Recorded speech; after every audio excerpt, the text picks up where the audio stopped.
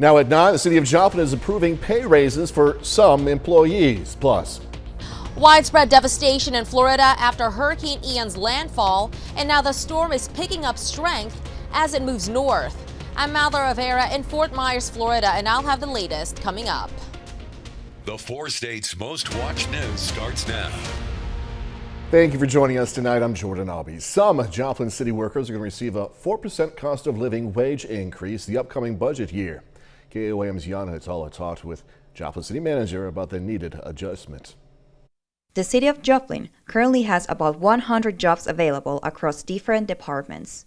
Joplin City Manager Nick Edwards says Joplin is impacted by a trend that has affected the whole country. We're seeing the same trend that's playing out in other places with people leaving the workforce early or choosing not to work, and that's making the labor market really competitive. Edwards says the 4% cost of living wage increase is much needed to attract future employees in the competitive labor market. It should help the city respond to community needs. With over 100 openings, it's a challenge for the city to respond to those community needs, and so hopefully the 4% increase will make our pay more attractive to people that are seeking employment. A financial analyst working for the city thinks the raise will retain and bring employees. I am very grateful for it.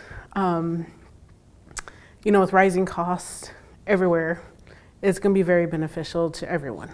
This increase does not include police or fire departments. In the beginning of the month, police officers got a 12% increase. Edwards says they are in the process of discussing proposed increases for firefighters. This is a small step forward. There's a long-term solution that's going to be necessary if we're going to be able to attract and retain public safety employees. The city's proposed budget is nearly $150 million, which is the largest since the 2011 tornado. We hope to fill those positions so that we can continue to serve Joplin as best we can. In Joplin, Yana Haudala, KOAM News. City Council is going to approve their final budget plan on October 17th. If it is approved, the 4% increase for general employees are going to be effective on November 1st. Sam joining us now. First look at the forecast. No complaints, really. That's right. We've been having great weather here in the central part of the United States, including today with lots of sunshine and pleasant temperatures. Right now on radar, nothing going on in our local area. You have to go all the way out to the Rocky Mountains before you start to even see some clouds and some precipitation. Temperatures this evening are very pleasant. We're already down to 59 here in Joplin, 60 in Pittsburgh, 64 over in Parsons, as well as Nowata and Welch, 66 in Independence. We do have some changes in our forecast, but tonight we're going to see mostly fair skies with a low of around 47 degrees by tomorrow morning. And as I said, we do have some changes in the forecast, some chilly nights ahead, a warmer weekend. There are some rain chances next week, and we'll talk a little bit more about that and let you know how much to expect and where when we come back with the forecast a little bit later. All right. Thank you, Sam, as always. Murder charges against a Pittsburgh man have been dropped. Dominic Short was charged with murder, among other charges, in the shooting death of his mother, Stephanie, and the shooting of Velma Kubai. In court, Short argued he acted in self-defense. The judge agreed. All charges against him have now been dropped. His co-defendant, James Hamilton, however, is still charged in this case. Authorities in McDonald County yesterday arrested 2 people for stealing $20,000 worth of trees. Detectives say Megan Rios Kaminsky and Gavin Lawson, both of Anderson, went on someone else's land and cut down several walnut, white oak, and black oak trees to sell. They're both charged with felony stealing. Joplin Animal Shelter, a rescue shelter at that, is warning people about scammers posing as shelter representatives. Scammers are going through the Golden Paws Animal Rescue Facebook comments section, telling people they are starting to breed and sell dogs. When people receive payments, they cut contact. It affects how people perceive us, because we are a shelter of taking care of animals. We're not in the business of selling dogs. We're not a breeder. So it affects us as far as what people perspect us to be, because we are a shelter and we're a nonprofit shelter and we're a rescue shelter at that. We're not a breeder situation. Garner says, just to reiterate, the scammers are in no way affiliated with Golden Paws. Nicer temperatures bring more motorcycles on the road, so a school in southeast Kansas is reminding students there how to look out for safety concerns. Fort Scott Community College Harley Davidson Technician Training School teaches everything from mechanical work to safety. Motorcycles are on the road really during all the seasons when you think about it, and getting an early start preparing to drive is the key to safety. When it gets into the colder times, 30-degree mornings, 35-degree mornings, you might have ice on the windshields and they can't see you because they haven't taken the time to start the vehicles up, warm it up, and then move on down the road. Instructors also say that loose grass blown onto the roads from mowers are very dangerous for motorcycles. Images out of Florida revealing the devastation left behind by Hurricane Ian. This is a storm sets its sights now on parts of the Georgia and Carolina coasts. Fox News correspondent Madeline Rivera reports tonight from Fort Myers, Florida. Forecasters expecting Ian to pick up strength as it enters the Atlantic before moving north towards Georgia and the Carolinas. I'm in awe over such destruction. It just is horrible here. Ian carving a path of destruction along Florida's Gulf Coast after making landfall Wednesday as a Category 4 hurricane. Now millions remain without power in Florida as search and rescue efforts are underway to help those who did not make it out in time. If you need to be evacuated, step out of your front door. FEMA calling the damage in areas like Fort Myers catastrophic, with President Biden saying Ian could be the deadliest storm in Florida's history. The president approving a major disaster declaration for Florida, freeing up aid for recovery efforts. The federal government will cover 100% of the cost to clear debris and for all the costs that the state has to engage in and expend to save lives. And as the storm makes its way out of the state, Central Florida has been slammed with flooding rains. Meanwhile, forecasters expect Ian to regain hurricane strength ahead of its second landfall along the Georgia and Carolina coastlines. People there preparing for life-threatening storm surges, flooding, and high winds. Be weather aware of that and to take precautions now to keep you and your family safe. The governors of Georgia, North and South Carolina have all issued a state of emergency. In Fort Myers, Florida, Madeline Rivera, Fox News. KOAM News at 9 on Fox 14 takes this time now to honor another four-state hero. Hugh Harvey served the U.S. Army from 1942 to 45. Native of Bronson, Kansas, Harvey was stationed in France, also Germany, earning a Purple Heart. We are proud to thank and salute Hugh Harvey. He's tonight's four-state hero. Sam is next with a complete look at the forecast, and a bit later, Pitt State defense aiming to slow down a hot Missouri Southern offense in this weekend's rivalry game. Going to hear from the Gorillas in sports. It may be. Well, friends, another beautiful day across the four states with lots of sunshine, low dew points, and no precipitation, unfortunately, which is turning out to be not a good thing. We desperately need the rainfall. Right now, it's a beautiful evening down in Seneca, Missouri with Indigo Sky Casino and Resort. Pretty nice night down there. And as I mentioned, we've been dealing with the drought for quite some time, and it's only getting worse. We are now seeing more areas in the exceptional drought category from southwestern Missouri right through southeastern Kansas, northeastern Oklahoma. Also a large area of extreme drought conditions encompassing that. So it's basically dry across the entire area, and we need some rainfall. And as I mentioned, we're going to probably see a record. This is going to be the third driest September in Joplin history, with only 0.4 of an inch of rain so far this month. And this isn't just the first month. This has been going on all summer. We've had about 3.5 inches below normal in June, 3 inches in July, a little bit above normal in August. And this month, we're going to be about 3 3/4 of an inch below normal. So when you add all that up, it spells lots of trouble and lots of dryness. All right, let's take a look at the temperatures right now. It's pretty nice. Temperatures generally around 60 degrees in many locations like Nevada with 60, Carthage at 60. We're already down to 59 in Joplin. A tad warmer out to the west in Independence where it's currently 66 degrees. As I mentioned here in Joplin, we're 59 and it feels like 59. The dew point's 39 and the humidity is at 48% and the pressure is currently falling. Storm tracker radar, all clear, all across the area. We have to go all the way up to the north and west, up into the Rockies before we start to run into some clouds and precipitation. That is in association with the next storm system, but unfortunately it's going to take its time moving into the central United States, and that's mainly because of Ian. Ian, as you can see in the last few hours, is starting to redevelop again. The eye is now moved offshore, and we're starting to see convection starting to wrap around the center, and so we expect the pressure to start falling. the winds to increase as it moves up towards the north and probably coming ashore near Charleston or just to the north and east of Charleston up towards Myrtle Beach. So all of this area is going to be feeling the effects of Ian over the next 24 to 36 hours, and then it's going to expand up into the Appalachians, producing tremendous amounts of rainfall for West Virginia up into Pennsylvania. So it's going to be affecting a lot of folks over the next few days. Temperatures, though, here in our local area are going to be very nice. Lows in the 40s tonight, including Joplin with 46. Then tomorrow, mostly sunny skies with temperatures rising into the upper 70s and a few clouds around. And then as we go through Saturday night into Sunday, we're going to see lows once again in the 40s across our area. And then Sunday afternoon, we're going to see temperatures right around where we're going to see them tomorrow, 81 degrees for your high.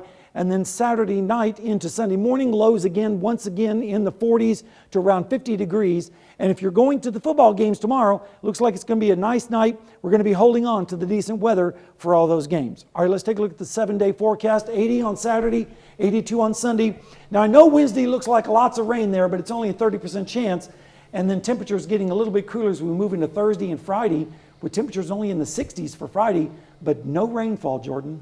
And we need rain. Desperately, desperately.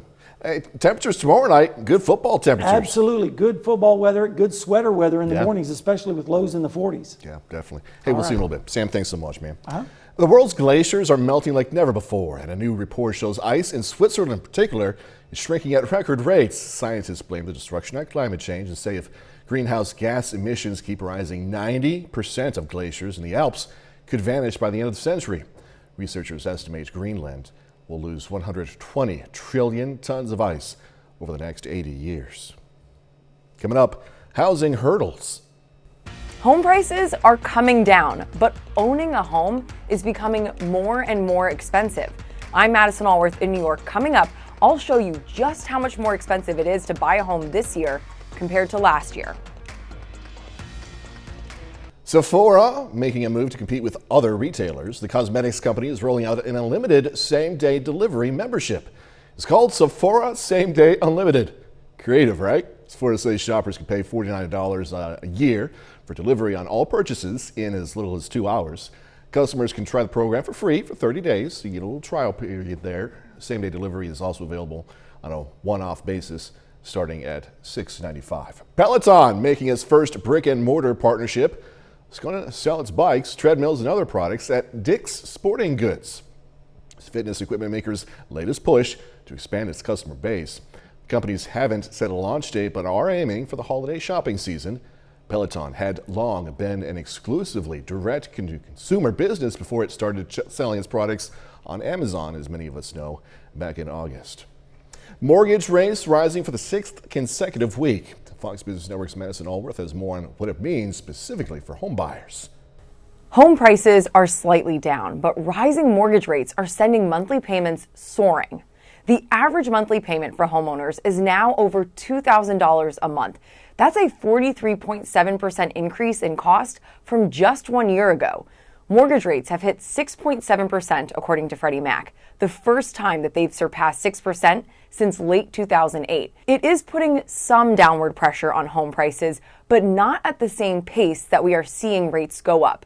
To put that in context, if a buyer was to purchase a $400,000 home today, it would cost them around $760 more a month than it would have a year ago when the interest rate on a 30-year mortgage was just 3.1%. This change has really raised the financial threshold for families to afford to buy their first home.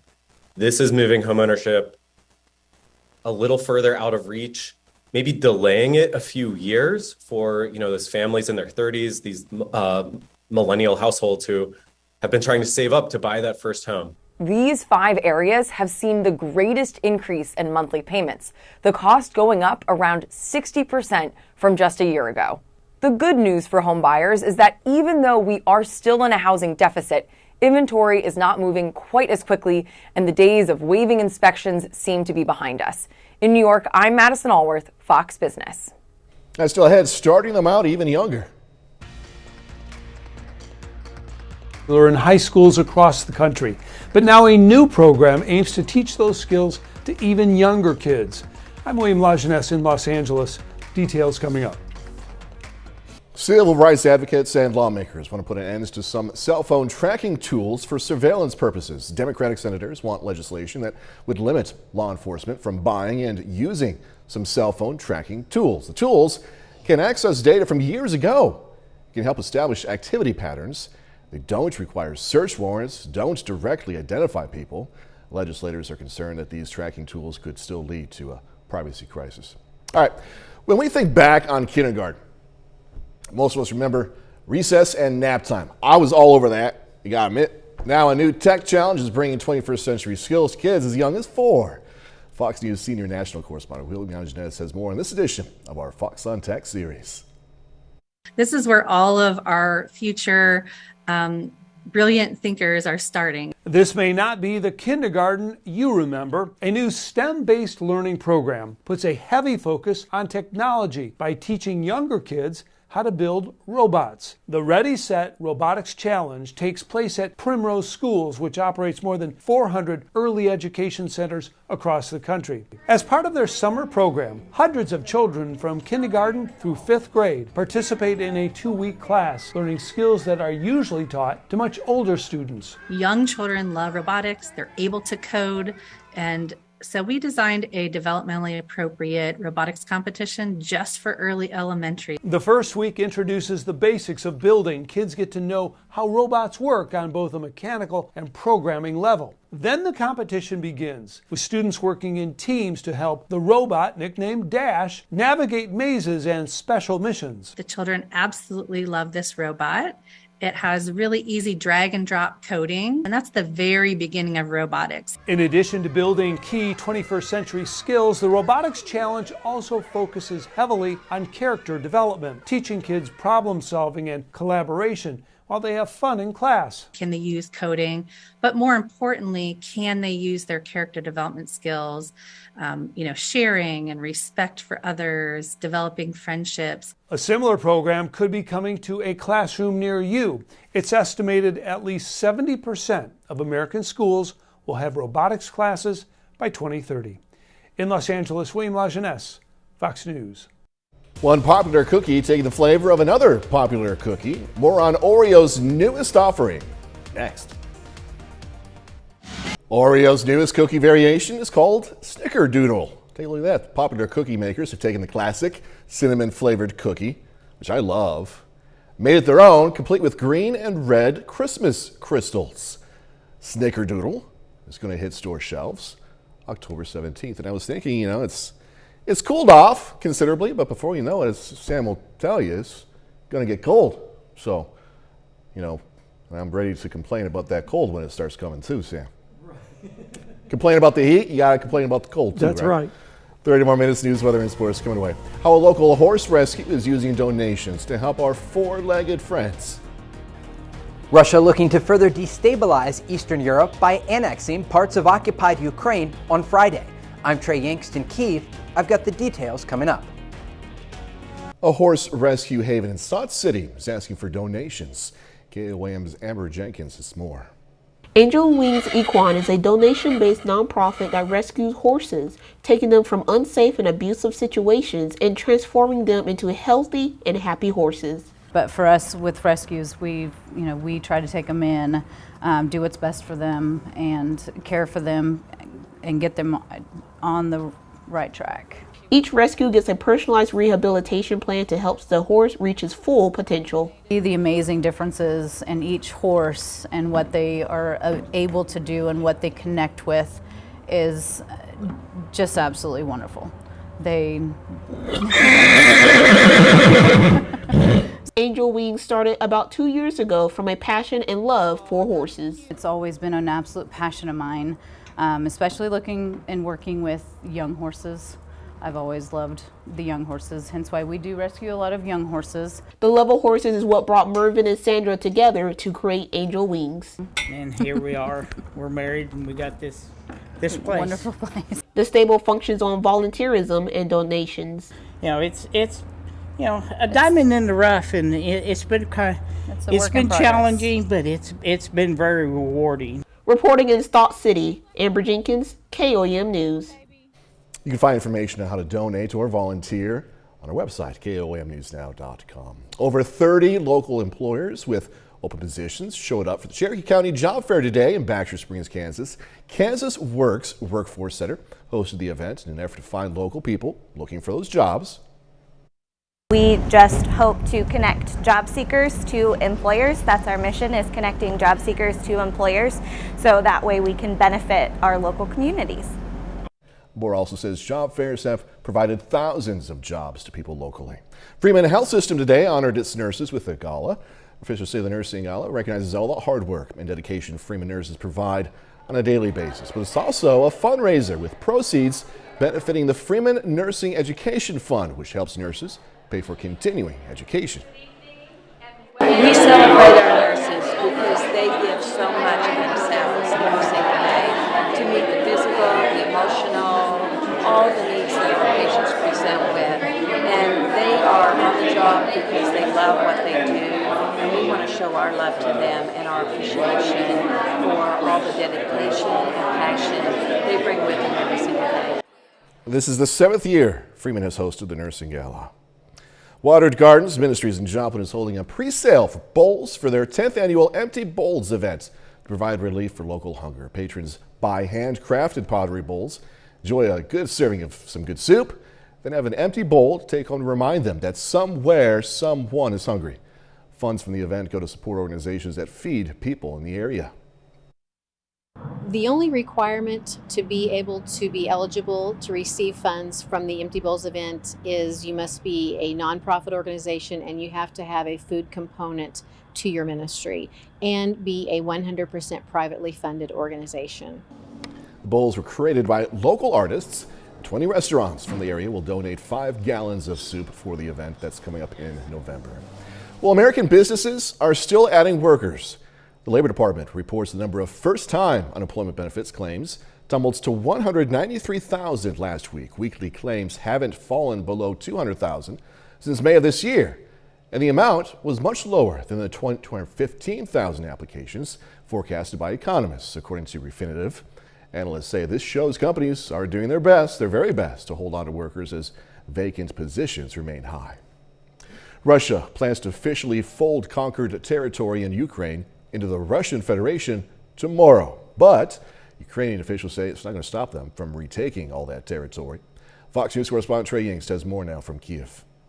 Preparations are underway in Red Square for a huge victory celebration on Friday. Russia formally announcing it will annex parts of Ukraine currently under its control. A bold attempt to redraw the map and gain a foothold in Eastern Europe as the Russian military suffers losses on the battlefield. The West is condemning the move, promising more sanctions against Russia, a threat shrugged off by Vladimir Putin.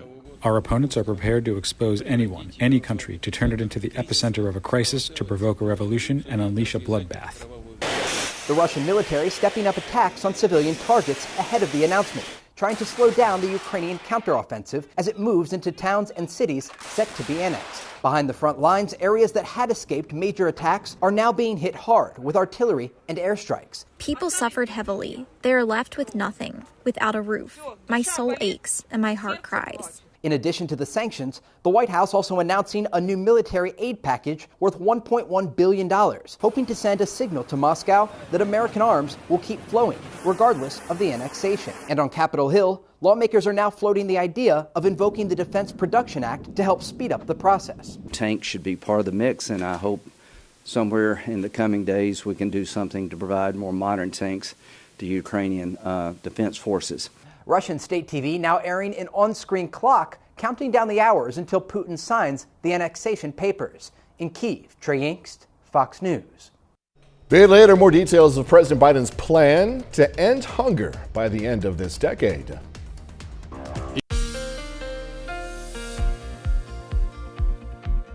Boy, what a nice day we had across the 4 states with lots of sunshine, low dew points, light winds. And it's going to continue to be that way for a little bit longer. Let's take a look outside right now in Seneca, Missouri. Pretty nice evening down there at the Indigo Sky Casino and Resort. Pretty nice evening everywhere across the 4 states. But it's dry, very dry. In fact, we've seen the exceptional drought region expand into western Missouri over the last few days. And you can see surrounding that extreme drought in the red, which encompasses a large segment of Oklahoma, southeastern Kansas, and now extending into western Missouri as well. So it's dry everywhere. We desperately need some rainfall. And this is something that's been going on for quite some time. We're going to finish up 2022 September as the third driest September in Joplin history, with only 0.4 of an inch of rain. That's not very much at all. And this has been going on for all summer long. We've had 3 inches below in June, 3 inches below in July, a little bit above normal in August, but this month we're going to end up almost 4 inches below normal. And when you add all that up, there's not a whole lot there. And so the farmers are desperately needing the rainfall, and it would be nice to water the grass as well. Temperatures this evening are very pleasant, generally right around 60 degrees across the area, a little bit warmer out to the west in Independence, where they're currently sitting at 66. Currently here in Joplin, we're sitting at 59, and it feels like 59 because the dew point is 39, so giving us a humidity of 48%, and the pressure is currently falling right now on east-southeasterly winds. Storm tracker radar, all clear. Not a thing going on in our local area. We have to go all the way up into the Rockies before we start to see some clouds and some showers in Wyoming and Colorado. But it's all part of a storm system that's getting its act together, but it's going to take a while, and it's going to be several days before that even gets close to us, because we're also looking at Ian. And there's a blocking pattern across the United States. It's called an omega block. And so we have this trough, or this basically a hurricane off the coast of the Atlantic, and that's going to be moving towards the north. And it's going to be affecting South Carolina and North Carolina as well as Georgia. In fact, we're starting to see the convection wrapping around the center, so we're going to be seeing intensification as it continues to move towards the north, coming ashore near or just east of Charleston. So the worst of the hurricane is going to be up towards Myrtle Beach and Cape Fear and Wilmington over the next 24 to 36 hours. Then it's going to be dumping tremendous amounts of rainfall for the southern Appalachians, including West Virginia on up into Pennsylvania. But no rain in our area. Instead, we're going to stay dry. Lows tonight are going to be in the 40s across the area for the most part. 46 in Joplin, 46 in Columbus. Then as we go through the day tomorrow, a pretty nice day. A few clouds coming in from the northwest, but this will mainly be high clouds with temperatures in the upper 70s to right around 80 degrees. Then as we go through Friday night into Saturday, we're going to see lows once again in the 40s across the area on easterly winds. And then Saturday afternoon, pretty nice day, especially across our region, with highs in the upper 70s to right around 80 degrees. If you're heading out to the Miners Bowl, looks like it's going to be a great day for that kind of weather. All right, let's take a look at the Saturday night and the Sunday time frame. You'll see lows once again in the 40s to around 50 degrees with northeasterly winds across the area. Here's the football forecast. As I mentioned, pretty nice weather, holding on to decent weather. Kickoff around 7 o'clock, 74 degrees. Fourth quarter, 66 degrees. Over the next 7 days, warm on Saturday and Sunday with highs in the 80s. And I know it looks like a lot of rain there on Wednesday, but don't get your hopes up. It's only about 30% chance, with the dry weather likely continuing for most everyone. One of the driest on record, I believe it. Third driest on record. And we're going to probably end up in October pretty close to that as well. Sam, thank you. Appreciate it as always. Biden administration is ramping up its response to the damage left behind by Ian. This coming as the storm takes aim as more states, as Sam just talked about. White House correspondent Jackie Heinrich explains.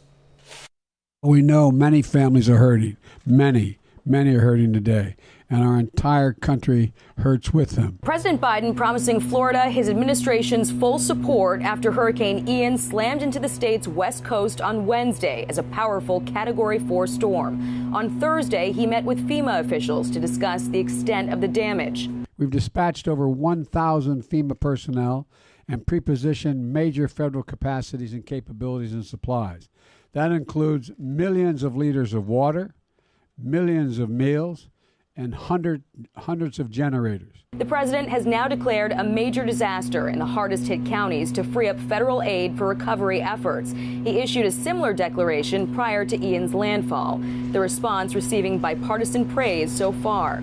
Everybody's got to keep working together, and I'm hopeful. And I tell you what, if there's a problem, I will be very vocal. But the administration faces a challenging task, with Florida officials bracing for months of rebuilding. Ian left behind catastrophic flooding along Florida's Gulf Coast and knocked out power to millions of customers. And now the storm is threatening to cause damage in Georgia and the Carolinas on Friday. Florida Governor Ron DeSantis says he spoke with the president about expanding his disaster declaration. This was such a major weather event that it's producing 500-year floods. People that live close to that are likely to experience significant damage to their homes. FEMA says additional counties could be eligible for assistance after further assessments. At the White House, Jackie Heinrich, Fox News. All right, coming up in sports, Kansas City Chiefs aiming to rebound this Sunday. Press, pause and then reload on the road against the Buccaneers. Plus, we're going to hear from the Pittsburgh State Gorillas on facing an improved Missouri Southern team this Saturday. Jacob Leonard has that and more next.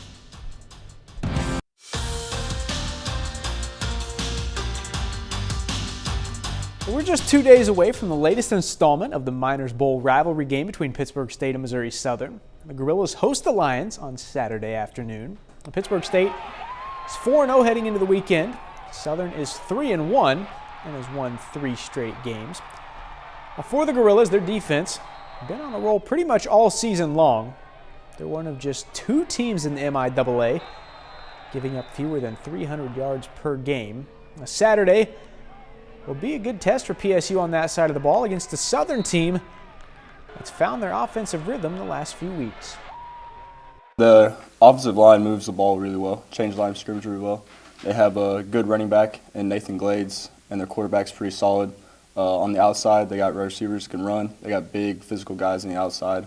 So, it's going to present a challenge to us stopping the run and then being disciplined when they set up a play-action pass on the outside. They're a really improved team, 3-1 on the season against some really good opponents. And like I've said before, and this conference, it's a dogfight every week. Doesn't matter who we're playing. So we got to be our best, and we got to show up and take care of what we can control and go 1-0 this week.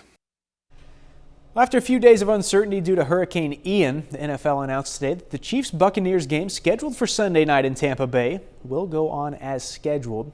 Now, for these two teams, it's kind of an important game. Kansas City and Tampa Bay are both 2-1 to begin the season. Both are coming off losses. The Chiefs suffered their first loss of the season last week, 20-17, on the road against the Colts. It was not the prettiest game I've seen, but for Kansas City, it's giving them reason to get back to work and get back to playing how they know they can play. Congrats to the Colts. Okay, they did everything they needed to do. We got exactly what we deserved. We got our ass kicked. We didn't play very well. We didn't coach very well. We're a much better staff, and we're a much better team than what we displayed. I thought yesterday we came out and practiced with a purpose. We had some intent behind what we were doing. And sometimes you need a little bit of humility to get you focused and going in the right direction. The Kansas City Royals finish up a 3-game series with the Tigers this afternoon. Now, the Royals are trying to avoid the sweep after dropping each of the first 2 games. Now, after this, 6 against Cleveland, and the Royals are done for the season. Today, though, not a great one for Kansas City. Willie Castro, solo homer. Tigers go up 1-0. Top of the 5th, same score. Salvador Perez down the line. But Harold Castro hustles back, makes the nice grab. Check it out again, over the shoulder. Royals didn't score until the 8th in this one, and that was too late. Javi Baez, bottom 5, 2-run jack, his 16th. Tigers sweep the Royals, winning this one 10-3. That's it for sports. We're back after this. It was just a few weeks ago that President Biden re-announced his administration's goal to reduce the cancer death rate in the U.S. by half over the next 25 years. But now the president is adding on to his list of impressive initiatives, revealing his new plans to end hunger by the end of this decade. Fox News correspondent Ashley Strohmeyer has the latest. If you look at your child and you can't feed your child, what the hell else matters? President Biden tugging at the nation's heartstrings after announcing his administration's goal to end hunger in the U.S. by 2030. 1 in 10 American households still do not have access to enough food. 1 in 10. The bold initiative outlined during Wednesday's White House Conference on Hunger, Nutrition, and Health, the first since 1969, and comes as data reveals 10% of households nationwide faced difficulty getting enough food to eat last year alone. I know what it's like to not know where your next meal will come from, both as a child and as a parent. The Secretary of Agriculture outlining 5 main points the Biden administration believes are critical to meeting its goal, including increasing access to affordable food, finding ways to integrate nutritional science into healthcare policies, educating consumers about making healthier choices, creating more opportunities for people to be physically fit and have access to outdoor spaces, and increasing funding for nutritional research. The White House also hopes to tackle diet-related diseases like type 2 diabetes, obesity, and hypertension.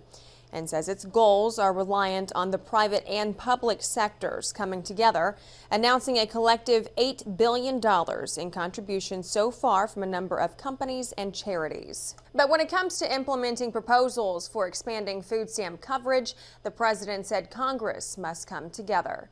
Ashley Strohmeyer, Fox News. Coming up, a look at what's new to those theaters, also at-home streaming. Halloween hauntings begin with a scary movie in theaters and a seasonal sequel streaming at home, plus a rom-com, a based on true story journey, and more. We will look at this week's new releases with Fox's Ashley Dvorkin. I'm seeing something no one else can see except for me. New in theaters, horror flick Smile turns that frown upside down and turns up the scares as a doctor races to stop terrifying events taking over her life. Let me tell you what's progressive now, being alone. Bros is a finding love story co-written by and starring Billy Eichner and the first gay rom-com from a major studio. I need a good year. The Good House with Sigourney Weaver and Kevin Kline is about a successful realtor whose life unravels, forced to face her drinking problem, confront longtime secrets while also rekindling a past romance. I'm going to Vietnam and I'm bringing a beer! Yeah! In select theaters and Apple TV+, Zac Efron leads the greatest beer run ever based on John Chicky Donahue's 1967 journey, bringing beer from New York to Vietnam to support friends serving in the war. Is that your neighbor? Yeah. It's cute. Netflix adds Intergalactic, an animated event and visual companion to Kid Cudi's 10th album, with a story about a young artist balancing love and success. Dollars to donuts, it's demonic possession. Prime Video holds My Best Friend's Exorcism, fusing 1988 pop culture and the paranormal as two teen best friends try to get rid of an evil force. Magic has a way of uniting. The Witches are back on Disney+. Hocus Pocus 2 follows 3 young women in Salem who accidentally bring back and have to stop the Sanderson sisters. Played once again by Bette Midler, Sarah Jessica Parker, and Kathy Najimy. The Spellbound sequel stirs up a bit of reunion, a drop of origin story, and a dash of music, all for one early Halloween party. In Hollywood, Ashley Dvorkin, Fox News. And that's our time for tonight. Thanks so much for joining us. Going to leave you tonight with video of Arctic wolf cubs at a wildlife park in Belgium. Be safe. Get in some cuddles every once in a while, you know. Do this all again tomorrow. See you then.